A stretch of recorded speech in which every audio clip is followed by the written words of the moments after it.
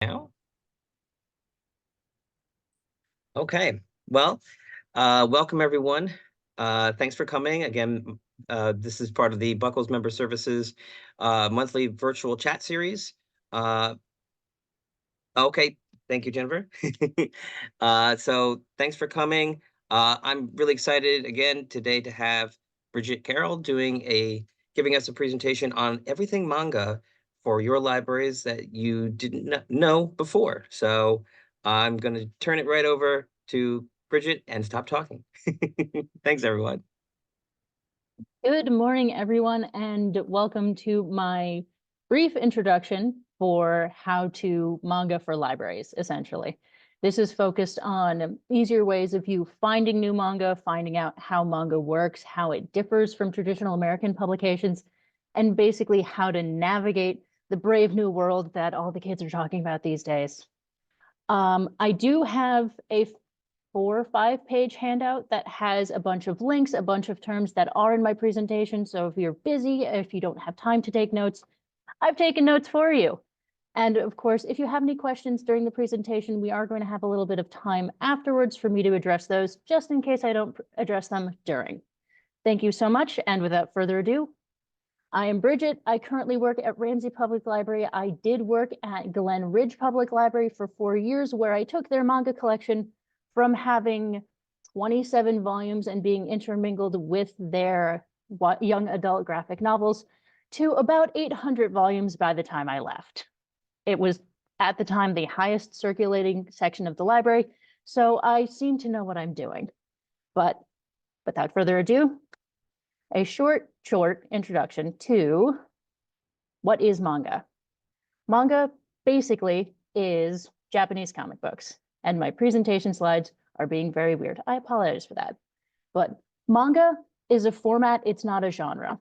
Just like graphic novels describe how a book is made and how a story is told, manga is essentially the Japanese term for graphic novels. So while a lot of the ones that we're seeing are high action and seem to have a lot of superhero vibes, that is not necessarily what manga is. Manga is just a graphic novel that comes from Japan. They can be romance, they can be action, they can be horror, they can be all sorts of different things. It's just what kind of book it is.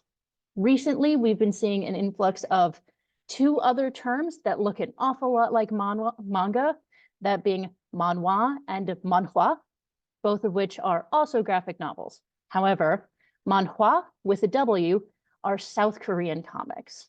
They read from left to right because that is how the language of Korean reads.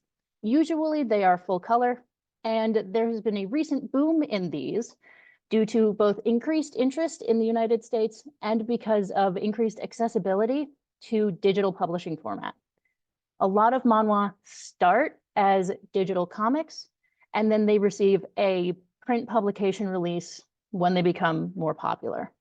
Manhwa, with a U, are comics which come from China, Hong Kong, Taiwan, and they also read from left to right, much like English. They are usually full color as well. Not as many of these are cropping up in the United States in print version right now, but most likely that is where the trend is going. Another term that comes up when you are looking for manga is light novels. Light novels are essentially young adult novels. They are prose. They are generally aimed at teenagers and new adults, so early 20s. And these can become very confusing because a lot of times light novels end up with a manga adaptation.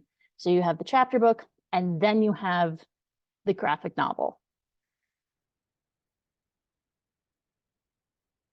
This is a scary slide. I do apologize for that. But when you are looking for manga, these are a number of terms that you are most likely going to come across, and a short explanation as to what each of them are. There are tons and tons of other ones because it is literally coming from a foreign language.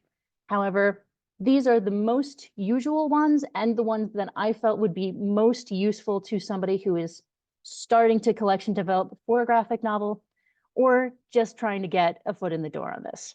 So you have shoujo, which is a description of the audience, as well as shonen, josei, and seinen. My pronunciation is terrible. I apologize for that. But these describe the audience of a particular graphic novel, not necessarily the content. It's sort of like saying something is chick lit. It doesn't preclude boys, men, males, people who aren't women from reading something. However, it is what is generally thought of who the intended audience or the anticipated audience would be for a specific volume. And generally speaking, these don't even necessarily describe the content of manga anymore, because large part, they describe what magazine the manga was originally published in. Unlike American publications, generally speaking, manga is published by chapter and in weekly or monthly magazines. And you have very popular ones like Shonen Jump or Shoujo Beat.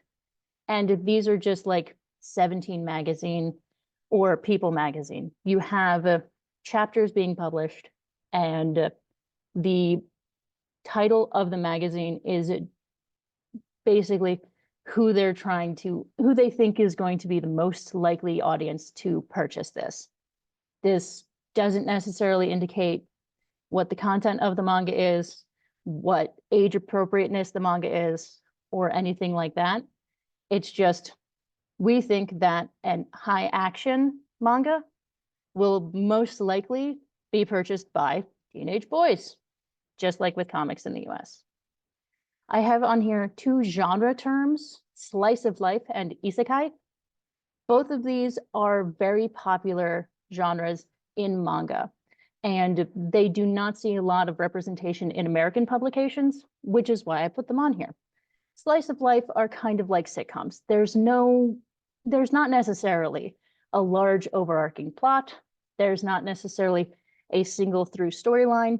You have a lot of short stories or just episodes in someone's life. And when you look at websites that sell manga or have manga, frequently you will see slice of life listed as a search term. Same thing with isekai. Isekai is a very popular genre in recent years, and it is essentially a portal fantasy, but it is specific in the sense that isekai are almost always categorized by a protagonist who comes from a world very similar to ours, if not identical, who dies and then is reincarnated into some sort of other setting, most usually a fantasy setting, frequently a sci-fi setting, but it is somebody who has a similar base of knowledge to the reader that is then transported into another world through their own death. The other two terms that I have on here are BL/Yuri. These denote series which focus on queer characters. BL stands for boys love. So boys in love, men in love, queer love with two male participants. Yuri is for lesbian or sapphic or love between two female presenting characters. There is another term which is somewhat outdated at this point called a yaoi, Y-A-O-I, and this has fallen out of usage in the last few years because it has gained the connotation of being more explicit, whereas BL or boys love does not necessarily have a physical aspect to the relationship. The last notable term that I put on there is otome, it is a genre of video game. It is a video game which is usually focused on pursuing a relationship with other characters. It's a little bit like a choose your own adventure game, but they don't usually have action or direct control of characters. It's like a visual novel where you have discussions with different characters. And this is popular, especially in isekai these days, because you have characters who know a video game, love a video game, and then get reincarnated into that video game and then have to use their knowledge of that game to navigate their new social and political landscape. We have a question. Dating sims are very similar to Otome. Not all Otome are dating sims. I actually had that and I did take it out after I found a whole list of non-dating sim Otome, but dating sims are frequently a type of Otome. But a couple of tips for managing a manga collection. If you are starting from nothing, or if your collection is currently interfiled with graphic novel or Western comics, starting with a bang is something that I strongly recommend. It is easier if you don't have very empty shelves and you start with a lot. Not necessarily manageable, but if you have a number of manga that are already in your collection that are in a graphic novel section and you want to separate them out, it just seems to work better if you have a good number of titles. Things that can help with this is because there are a number of older manga titles which have either resurged in popularity or they are regaining their popularity, a lot of manga publishers are now publishing what are called omnibus editions or collector's editions, which are taking the original single volumes and having them as a 3-in-1 or a 5-in-1. So Viz, which I will get to in a second, is one of the largest manga publishers, and they have a lot of their classic and more popular manga being republished as 3-in-1. So where you would originally have volume 1, 2, and 3, those are now all one book. Instead of being $10 each, those 3-in-1s are $20 each. So it's a third less than buying the individual book. And they do take up less space on your shelf. So they are cost effective and also space effective. They're not necessarily more sturdy. So I do strongly recommend laminating them, but they are a very useful way in bulking up a manga collection at its very beginning in a cost and space effective way. Second, checking the ratings. Manga have ratings, which are a little bit like movie ratings, but they are unique to manga publication in the United States. In Japan, there are basically 2 ratings. There are manga for everybody and manga for 18 and older. In the US, manga distributors have changed to add a number of increments between those two for ease of an American audience. So usually there's A for all ages or K for kids, which kind of has fallen over by the wayside. Now it's kind of like video games. So you have 10 or A for all ages. You have T for teen, which a large number of manga are at least the ones that are popular right now, because those are the ones that got published in the US because they had the following. You have T plus, which are for older teen. If it's T plus, it does not necessarily mean that a manga is more violent. It does not mean that it is more explicit. It does not mean that it is more bloody. It just means that sometimes it can be those things, but it can also be more emotionally taxing or more emotionally complex. It does not necessarily mean that it is more violent. It just means that it is probably going to be appreciated by older teens. And the last general rating that is used in the United States is M for mature. And these are manga which can have explicit violence, can have explicit nudity. Some of them can have sex. And these are intended for an adult audience. So for these, if you are managing an adult manga collection as well as a teen or a children's ones, some of these are very popular and can be good additions to any collection. But knowing the manga ratings, and these are printed on the back of the volumes by and large, next to the ISBN, there's going to be a little T, there's going to be a little M, there's going to be an A, there's going to be something which denotes what the rating of the manga is. And this will make it a little bit easier for you to know where to place them in your collection. Next tip, don't be afraid of older titles. If you are starting a collection from the ground up, then you do need to add in some of the classics, some of the cornerstones of the format. One of the highest circulating collections, one of the highest circulating series that I bullied Matt into buying here at Ramsey is Dragon Ball Z. Dragon Ball Z was originally published in 1983 through 1987. It's gone out 10 times since we got it in July because it is still popular and it is still culturally relevant. If you are starting any collection from the ground up, you are going to be buying Agatha Christie. You are going to be buying Harry Potter. You should be buying older titles, even if their publication has completed, like Dragon Ball Z, like Naruto. These are cornerstones of manga in the United States, and I strongly recommend getting them for your collection. The last tip, think like a reader. It is very easy to attempt to use all of the collection development things that we already know when applying them to manga, but these are not necessarily the easiest way for patrons and readers to find them. A lot of manga readers come to manga from anime, and they don't necessarily know who the author is, who the artist is. So here we organize them by title, just to make it easier for patrons to find them. And yes, unfortunately, the author and creator of Dragon Ball Z did die last week. R.I.P. Akira Toriyama, greatly impactful in manga and in manga in the United States.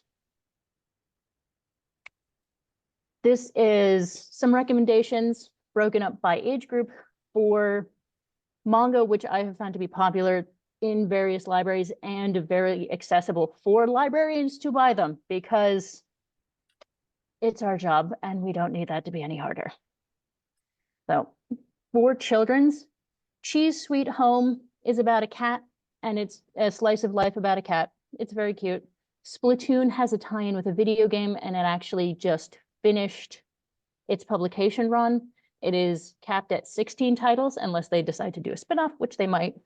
Kirby and Mario are also tie-ins to video games, which means they have high reader visibility because they're very popular games. Most people know Mario, and not just because he had the movie last year with Chris Pratt. Lovely Muko is about a dog. Again, very cute, very fluffy. And Yotsuba and is about a 5-year-old girl and is very cute. It's another slice of life. It's the adventures of a precocious kid. For adults, Vinland Saga is a more recent manga. Its art style is very mature. Its art style makes it look like it's older, but it is about Vikings and it is incredibly popular right now. Berserk and Hellsing are two older titles, and both of them have now got collector's editions which consolidate more than one of their volumes into single units. Again, very useful. Berserk is technically still being published, but I believe the author died and they have a new author, so there's been some change in how that publication structure is going. Monster is another older title, but it is very popular and it's had a recent resurgence. Why I Adopted My Husband is a manga memoir, which came out last year from Tokyo Pop, and it is profound and about a man who is attempting to get more legal rights with his husband in Japan, because gay marriage is not legal in Japan and does not have a lot of legal protections. Similar, My Lesbian Experience with Loneliness is another manga memoir. These are both adult in the sense that the topics and subject matters are handled in a very mature manner. I would not necessarily put them in a teen collection, mostly because I don't feel that they would be of interest to a lot of teens. But just like with adult novels and books that are of interest to teens, this is not necessarily an exclusionary thing. New adult and older teen titles, which are very popular or have recently increased in popularity: Undead Unluck, Attack on Titan, which just finished, though they do have several spin-offs which are going now. Chainsaw Man, The Promised Neverland, again, recently completed. Tokyo Ghoul, as well as its secondary series, Tokyo Ghoul RE. And Junji Ito's works, Junji Ito is an author. He has been described as the Stephen King of manga writers, and he specializes in horror manga. A lot of his works are either consolidated into omnibuy editions or are being published as single editions now. For the teens list is the longest because I am a teen librarian and I am a little bit biased. But a lot of the very popular ones right now are Komi Can't Communicate, which is still going, and that is a slice of life about a socially awkward teenager. There's Toilet Bound Haneko-kun, which is about a ghost who is haunting a toilet, so he is bound to the toilet. Dragon Ball Z, as previously stated, this is a complete series, but it is incredibly popular in terms of how it is still received by people, and they still have series, they still have films coming out. If you go through them all, you will see Goku and or Vegeta somewhere, the two main characters, because it's still got a high public presence. Spy X Family is a recent series which is still going, and it's gotten very popular. Assassination Classroom, it is a completed series. You can get it in a box set, and it is very funny and very popular. And Blue Lock is another newer series. It's about a soccer team. It has been described as FIFA meets the Squid Games. It's entertaining and a little bit heavy. One Piece, because it's One Piece. There is an asterisk there because it is one of the most popular manga right now. It is incredibly daunting because volume 105 just came out, and I will get to suggestions on how to handle seemingly unwieldy series like that when the author just can't stop writing them. Jujutsu Kaisen, another more recent, it's a little bit heavier, but it's also very popular right now. Delicious in Dungeon just completed. It has a Netflix series that you can now watch. Frieren, Beyond Journey's End, more recent, still going. It just got an anime adaptation that is coming to Crunchyroll. Death Note, classic. It came out in the early 2000s, but it is a nice manageable 12-volume series. I strongly recommend do not getting the all-in-one because it is this thick and it looks like the spine will break if you look at it too hard. Not great for circulation, great for a personal collection if you just want to read it. Remarried Empress is a manhwa, which is coming out recently. It is through Yen Press, though it might have transferred to IZ, and it is getting a big following right now. That Time I Got Turned Into a Slime is one of the more popular isekai right now, and it is just published volume 23. And Legend of Zelda has a 11-book series that covers Twilight Princess, as well as several omnibuy editions. Legend of Zelda, the mangas cover the content of the video games of the Legend of Zelda series, and a lot of times these are more popular because we don't have a way of playing the older games anymore, because if it came out on SNES, if it came out on GameCube, if you don't have access to both the hardware and the game, you don't know the story, but you still want to know the story. Twilight Princess got a Wii release, and I don't believe it's been ported to Switch, though it might be, especially with Switch 2 coming out next year. But the omnibuy editions include Majora's Mask, The Mimish Cap, Song of Seasons, a lot of older Zelda games, which still are entertaining and have a lot of lore, but you can't necessarily play the games anymore. For the omnibuy, most of those are rated A for all ages. So they are not full of scary things or dark things, but you know your public better than I know your public. So those might be more comfortable in a teen setting, but they are not necessarily objectionable for a children's setting. Another scary slide. These are the bigger publishers of manga in the US. And the reason I add these is because manga are very strongly tied to their publisher. As I mentioned briefly before, the traditional publishing scheme for manga is serialization. You get chapters which are published in weekly, bi-weekly, or monthly magazines, which are distributed by individual publishers. Because of this, those characters will live with the same publisher for years, for decades. And the publishers work very closely with both the people who write the manga and with those individual characters.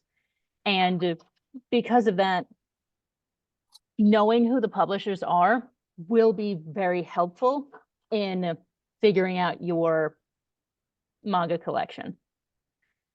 I've put the big ones down. There's probably some smaller ones which are not really of prominence right now, but Viz, if you have heard of manga, you have heard of Viz. Viz does a lot of the big ones which come to the US. They've been publishing in the US the longest, by a couple of months, but One Piece is Viz's, Naruto is Viz's, Dragon Ball Z is Viz's. The big ones are Viz's. Yen Press has been around for about 20 years at this point, as has Seven Seas. They both have a lot of strong titles, but they don't have the bone deep name recognition that Viz has. Kodansha is the oldest publisher. They are known for a lot of big names, but they don't have as many big names as Viz. And I swear I'm not a Viz stan. But Viz is the one that SLJ seems to be favoring recently, and I will get to that in one moment. But Square Enix is a video game publisher that started publishing manga based on their games and have diversified into other manga which are not necessarily have anything to do with their games. They're leaning a lot into the isekai and into the romance fields these days. Aizy is an imprint of Yen Press, and it is their Korean imprint. So because of the explosion of manhwa and other light novels from Korea, they in the last year or two, they spun off into their own separate publication within Viz, or within Yen Press. My apologies.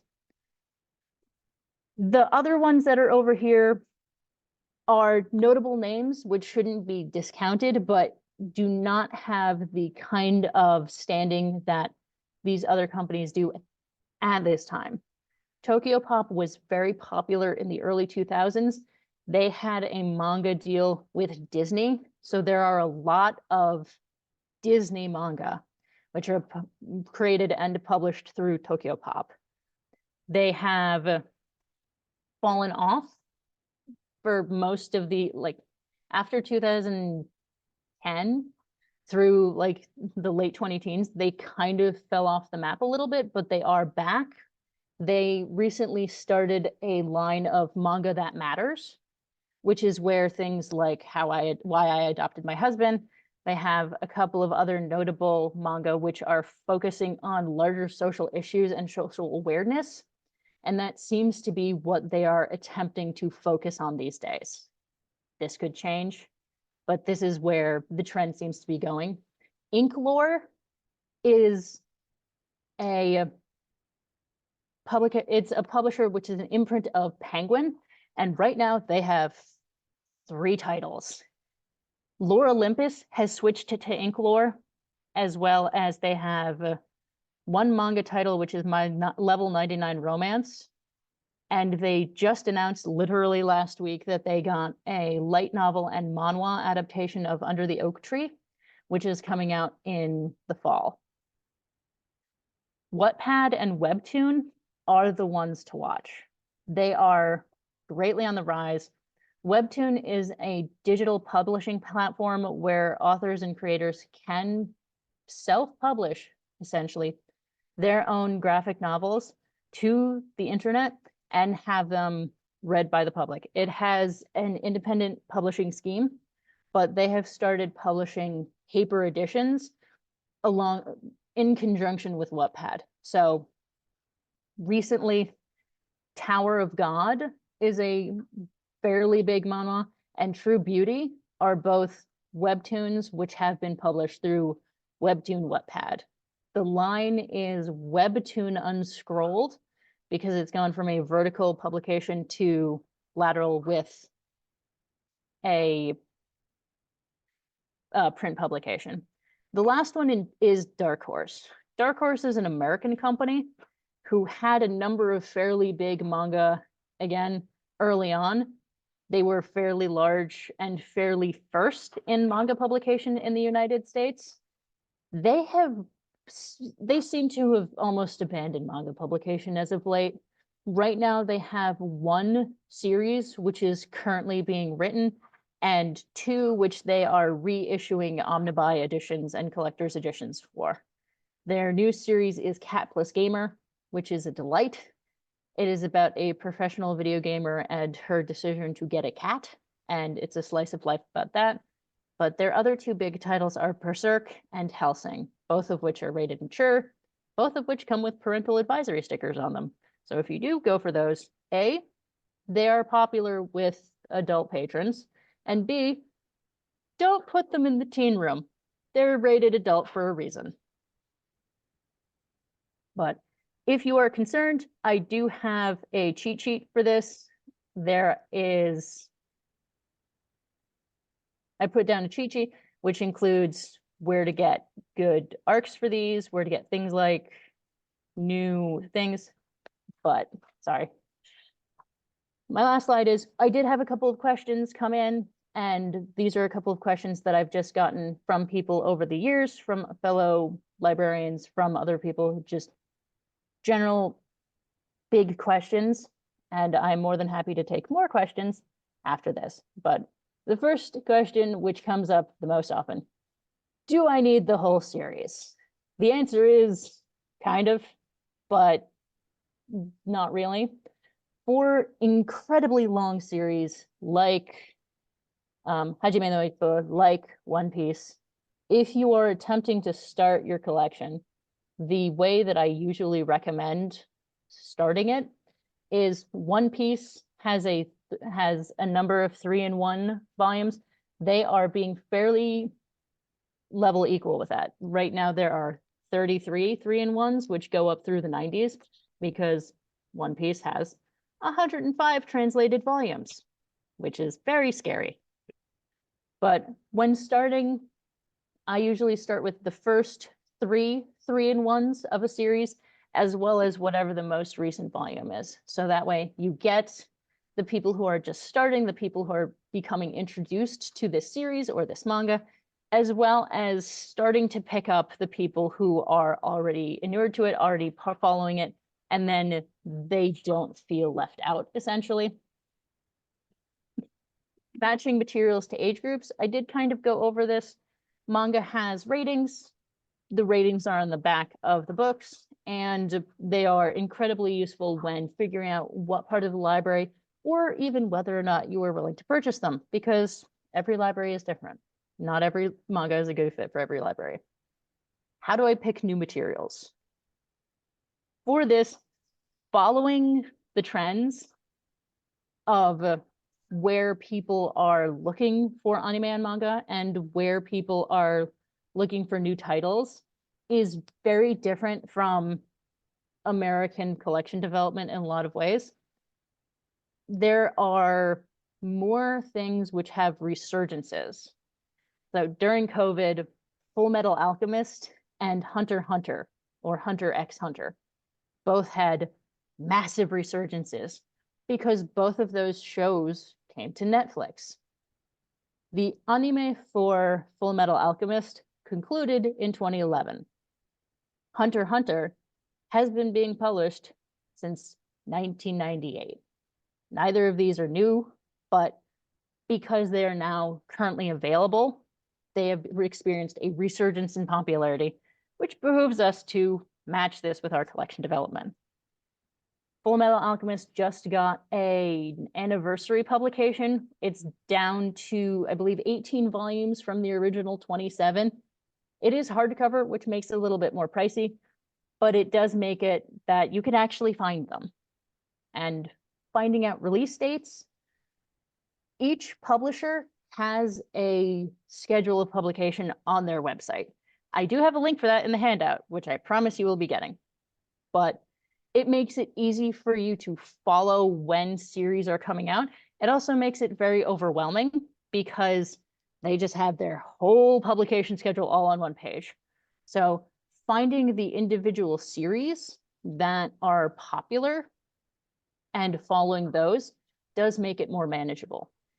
There is some quirks to manga publication in the United States, in part because there is a delay due to translation. So sometimes you will have titles like Yona of the Dawn, which started publication in the mid to late 2000s, which is now very popular because the anime came out. And the translation lag on that means that initially you were having 3 or 4 volumes published every year because they had a backlog of volumes to translate. Now, I believe we're almost level equal with the writing speed, so that has tapered off. But with manga, you can get 3 or 4 volumes in a year of the same series, which is absolutely daunting. But with some other series, you can get 1 every 2 years. It looks like we have a couple of questions in the chat. So I'm going to get through those. So one of the questions, what about ones connected to TV shows? I did touch on this, but if a manga, if an anime adaptation of a manga comes out, you are going to see a surge of popularity.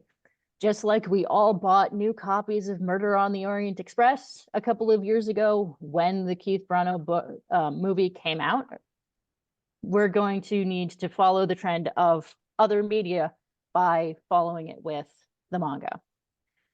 The ones which are connected to TV shows can be a little bit easier for us to follow because you will see them on Netflix. Media institutions that you have already made a part of your life. You don't have to necessarily go looking for them. So right now, Delicious in Dungeon just got a Netflix adaptation or a Netflix port of their anime. And another place to look for where the anime is a website called Crunchyroll. They are essentially Netflix specifically for anime, and they are very popular.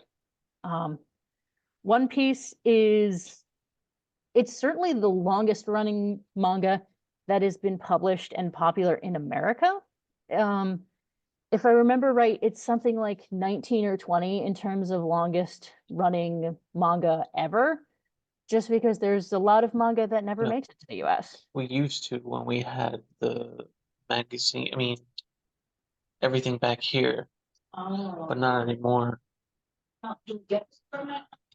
We do every Thursday morning. We get it. Is this a And they usually go up or- quick. Hi. Yes. Technical difficulties. What does it mean when a volume is classified as a workbook?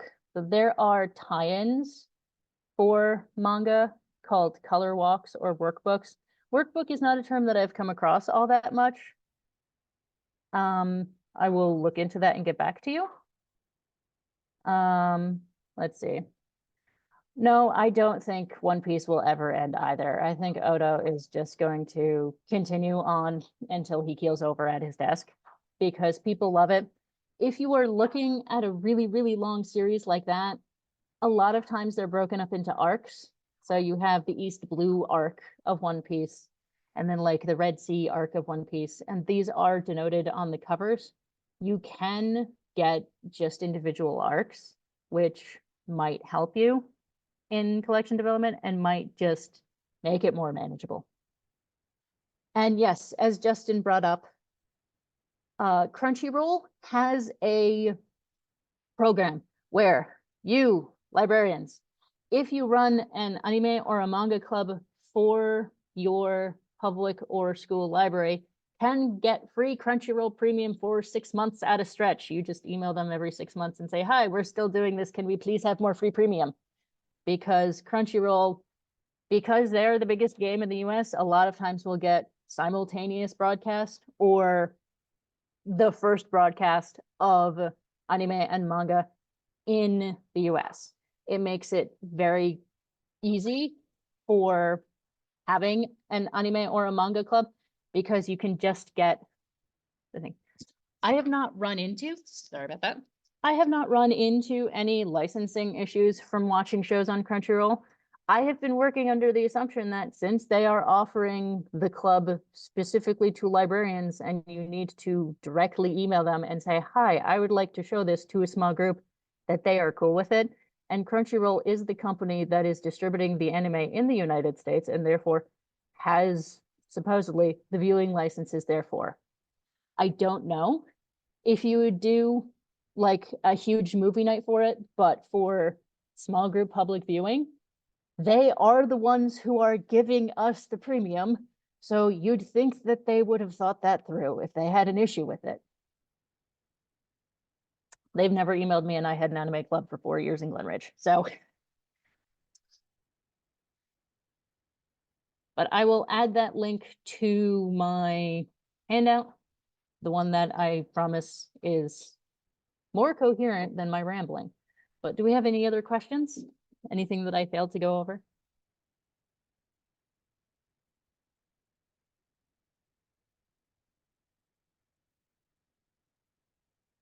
Cool.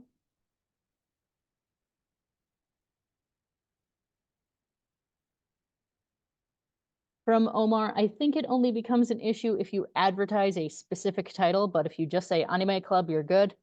Probably.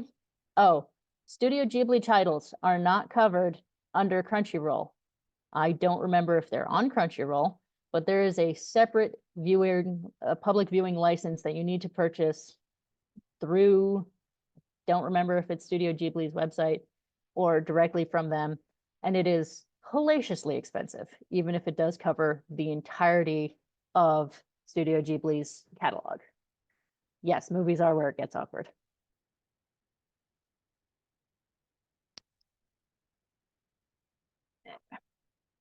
Oh, one last thing. When it comes to purchasing manga and purchasing light novels, right now, a lot of manga are being based on light novels, which is interesting and great because you're getting comic book adaptations of prose novels to make it more accessible for different types of readers. It is really confusing when you're trying to buy only the manga or only the light novels, in part because the covers look very similar. The books look similar, and because freaking Baker and Taylor keeps on putting manga as a BIZAC heading on the light novels. They are not manga, they are prose. There are several series which are in the catalog where we have volume 1 of the manga, volume 2 of the light novel, and volume 3 of the manga, and nothing else. If you were finding a series that has a light novel adaptation, I strongly recommend finding the ISBN for the manga and using that as your search term, especially if you are looking in Baker and Taylor, because I have a beef with them because I have been burned by them so many times. Anyway, with that, I will pass this back to Matt, and thank you for coming. I hope this was informative. Thank you, Bridget. That was really fantastic. There was so much information, and to remind her too, we are going to send out a handout, I believe, right? Yes, it is not that long, I swear, but the handout that I have, it includes all of those terms that I put up there. It includes a cheat sheet for all of the series that I put on the suggested series to start with, which includes the title, the audience, whether or not the publication status is complete or ongoing, as well as the number of volumes at time of presentation. If you look at this in another year or in another couple of months even, it might not be the same. But the other thing that I added to this handout is I went through and did a probably too long search in the top 25 circulations for YA materials in each individual Buckles library. And I pulled out all of the manga titles, and I have selected which ones appeared in top 25 teen circulations and which ones appear in more than one libraries. Erin wants to know, will the document email go to all or just those who registered for today? I don't have that answer, boss. I think since we had a couple people that didn't get it or came in and didn't register, well, I think we'll just send it to everyone. We have recorded this session as well. And I'm going to work with Joseph at Buckles to have this posted so that people can come back and watch this later. So I will send both of those things out. Joseph is usually pretty good at turnaround, so we'll send both of those out to everyone. So this will be available Buckles wide, so as a great resource. Yeah. So thank you. And any final questions? Looks like no. I'm here all week. Well, it's the end of the week. Exactly. That's why I'm here all week. All right. Well, thank you so much. That was fantastic. Thank you all for coming, and enjoy the rest of the week and enjoy Maker's Day if you're doing Maker's Day. Have a good All weekend. right.